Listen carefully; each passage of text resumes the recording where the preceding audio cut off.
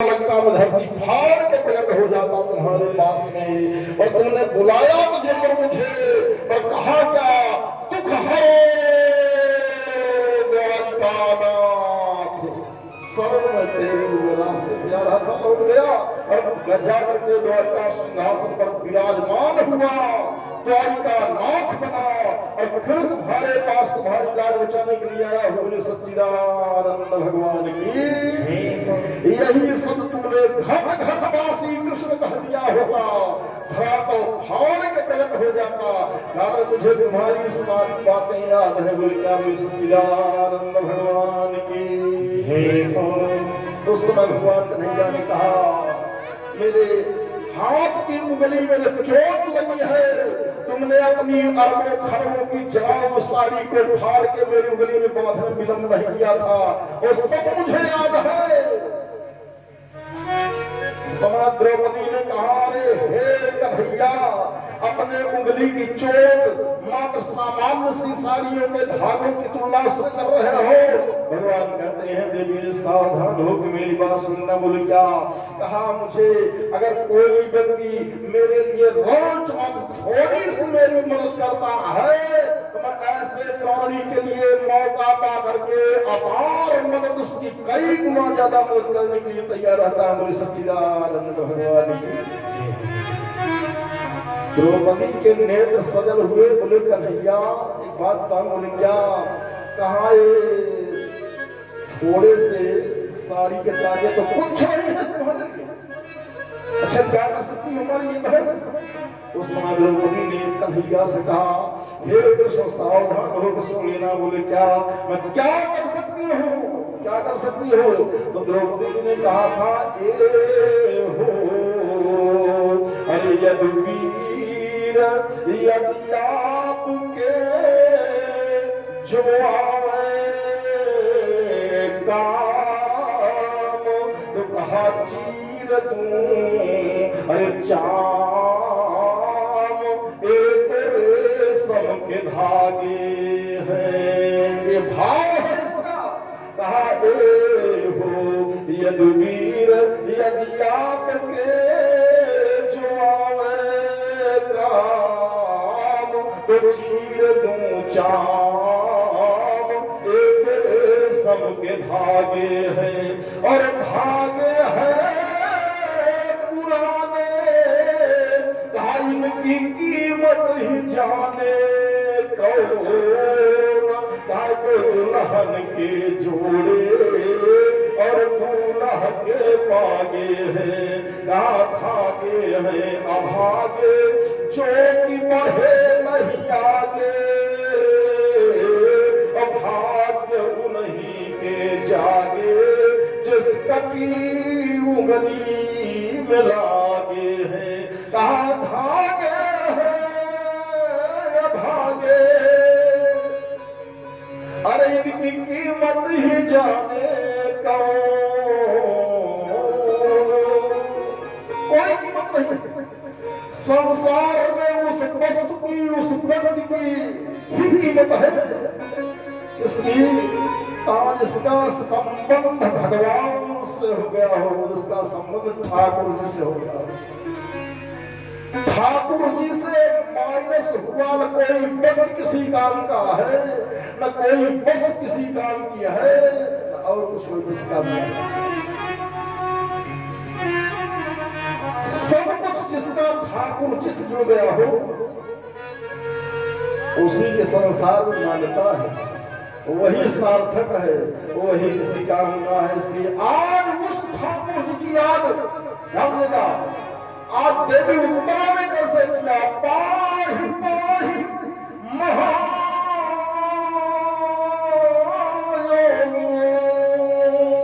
मन को भी कृष्ण के चरण लगा दिया, पानी को भी कृष्ण में लगा दिया और नेत्र बंद कर लिया। पाहि पाहि महायोगी पाहि पाहि जगतपते। हे महायोगी भगवान कन्हैया, हे जगतपति कृष्ण, तुम्हारे श्री चरण में है। साष्टांग दंडवत कर प्रणाम किया भगवान को। जैसे ही भगवान ने उत्तरा की पुकार को सुना, ध्यान देगा चक्र सुदर्शन भारी परमात्मा भगवान श्री हरि नारायण ध्यान देगा कृष्णावतार के रूप में अपने सुदर्शन चक्र को भेजा और ब्रह्मास्त्र के द्वारा ध्यान देगा आज अश्वत्थामा के द्वारा सुदर्शन चक्र के द्वारा अश्वत्थामा के द्वारा छोड़े गए ब्रह्मास्त्र से महाभागवत महाराज राजा परीक्षित की रक्षा माता के उदर में कर लिया। किसने? चक्र में भगवान कन्हैया ने। भगवान प्रवेश भी किए उत्तरा के गर्भ में और परीक्षित को दर्शन भी दिया वृंदावन बिहारी लाल की। इसीलिए पैदा होने पर ब्राह्मणों ने विद्वानों ने इनका नाम परीक्षित रखा। परीक्षित माने क्या होता है? कहा जो अंदर भी और बाहर भी सर्वत्र भगवान के दर्शनों की इच्छा रखता हो उसका नाम परीक्षित है।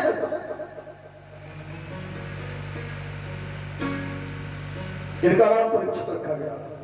सोम जी महाराज सोमनाथ कृष्णों से कहते हैं, हे महर्षियों, भगवान कृष्ण के दर्शन चक्र के द्वारा पालित ध्यान देगा सुरक्षित अपनी माता के गर्भ से समय आने के बाद जब इनका धरातल पर आगमन हुआ तो पांडवों के द्वारा सुंदर सुंदर विद्वानों को बुलाया गया और बुलाने के बाद इनका नामकरण किया गया। राजा परीक्षित पैदा हुए, इनका नामकरण किया गया और नामकरण करने के बाद धीरे धीरे ये लोग कुछ बड़े होने लगे। जानते हो विद्या का समय इनके आया तो बड़े होने के बाद सुंदर आचार्यों के गुरुकुल में इनको क्या कहते हैं विद्या अध्ययन करने के लिए रखा गया। वृंदावन बिहारी भगवान की आज अगर होता, अब तो पहले 5 साल का नियम होता था, लड़कियां 5 साल का हो जाए तो विद्या का मुहूर्त निकालते थे ब्राह्मण के द्वारा और उस मुहूर्त में उसको विद्यालय भेजा जाता था। लड़कियां बेचारा जानता और सीधे अपना कक्षा नहीं कर पा रहा है। कहाँ लग संकट का दे, कहाँ का दे, कोनो ठिकाना नहीं। 2 साल का भाना है। इस डर से माताएं जिम्मेदारी खत्म हो जाए, लगे कॉन्वेंट स्कूल में भर्ती करा के लिए चाहे हक चाहे मिलता जो मैं कहता हूँ वहां छोड़ दिया और जिम्मेदारी से हो गई जाती है। पहले जब 5 वर्ष का बालक होता था तो आचार्यों के द्वारा सुंदर मुहूर्त निकाला जाता था विद्याध्ययन का, विद्यारंभ का। अब विद्यारंभ वाले मुहूर्त में उस क्या कहते हैं विद्यार्थी को विद्यालय में सुंदर आचार्यों के सानिध्य में भेजा जाता था। वैसे ही आज इनके भी विद्यारंभ का समय आया, मुहूर्त करवाया गया और सुंदर मुहूर्त में सुंदर सुंदर आचार्यों का सानिध्य राजा परीक्षित को प्राप्त कराया गया। वृंदावन बिहारी लाल की तो परीक्षित शिक्षा बहुत काल तक विद्यालय में विद्या अध्ययन किए और विद्या अध्ययन करने के बाद विद्या अध्ययन का पूर्ण हुआ, पढ़ लिख के आए, नौजवान हो गए तो पांडवों ने पर विचार किया। संयोग से भगवान कन्हैया का भी महाप्रयाण हो गया, भगवान कन्हैया का महाप्रयाण हो गया। पांडव दुखी रहने लगे। उस समय 5 पांडवों ने मिलकर के विचार किया तो परीक्षित राज सिंहासन के योग्य हो गया है। अब राज सिंहासन का भार इसके ऊपर रखना चाहिए और हम लोगों को क्या करना चाहिए? प्रत्येक प्राणी को केवल पांडव को ही नहीं, हमें आपको भी 3 पंजा पर कहा था उनका ही है, लेकिन जब चौथा बनावे तो फिर 2 रुपया धैर्य रहा पर लालच में ही बैठा रहा। लावा का सांप नहीं कुंडली मार के बैठा रहे, देखत रही खर्च न हो पाए। वृंदावन बिहारी लाल की धर्मशास्त्र कहता है चौथे निपति हो ही बर्बादी। रामायण में तुलसी बाबा लिखा है महाराज बनु इनका पुत्र राज ले नहीं रहा था, लेकिन जबरदस्ती जब चौथा पर आया तो उन्होंने क्या किया? हमारे यहाँ रामायण में तुलसी बाबा लिखा कहा परम स्वराज सुनाई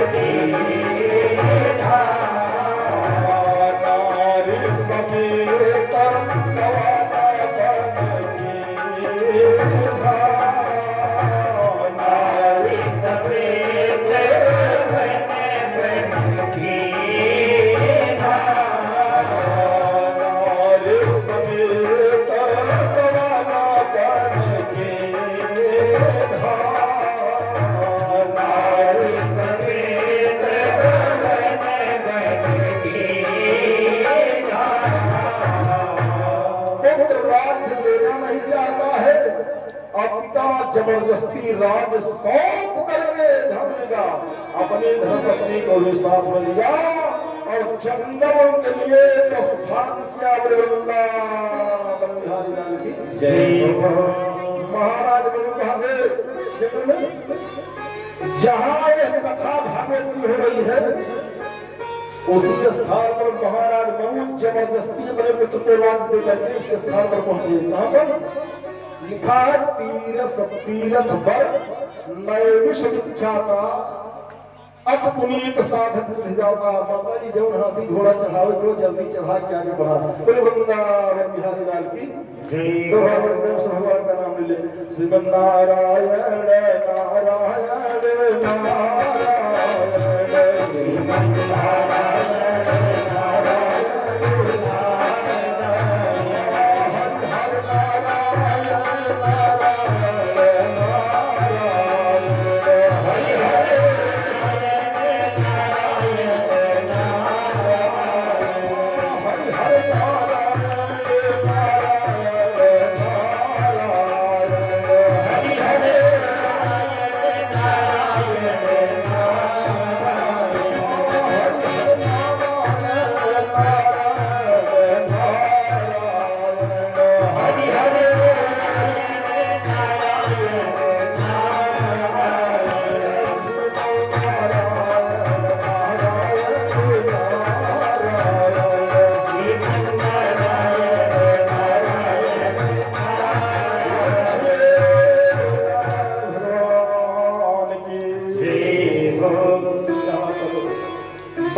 जबरदस्ती राज सौंप करके महाराज मनु जंगल की तरफ प्रस्थान किए हैं।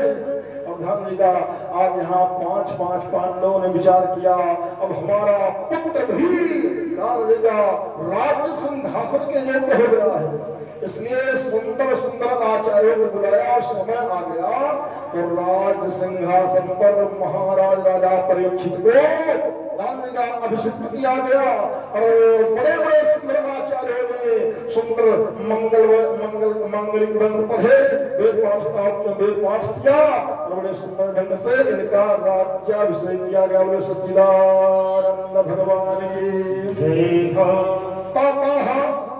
परीक्षित शिक्षया और मही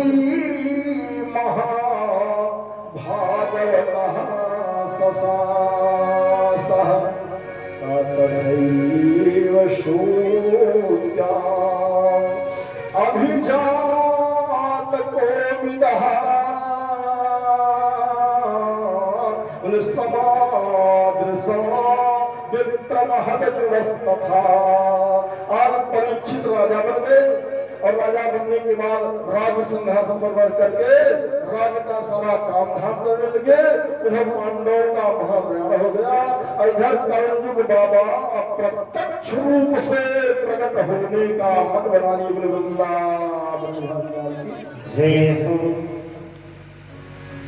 सूत जी महाराज सौनक ऋषि से कहते हैं हे सौनकादिक महर्षियों, आज मौका पाकर के जब कलिकार प्रकट हुआ तो देश कैसा बनाया कलयुग ने। हमारे यहाँ लिखा है कहा देश राजाओं का कलयुग ने धारण किया। और भाई वो भी तो राजा ही है, सतयुग राजा है, त्रेता राजा है, द्वापर राजा है, तो कलयुग भी राजा है, उन्हीं का भाई है। बड़ा सुंदर राजाओं का वेश धारण किया।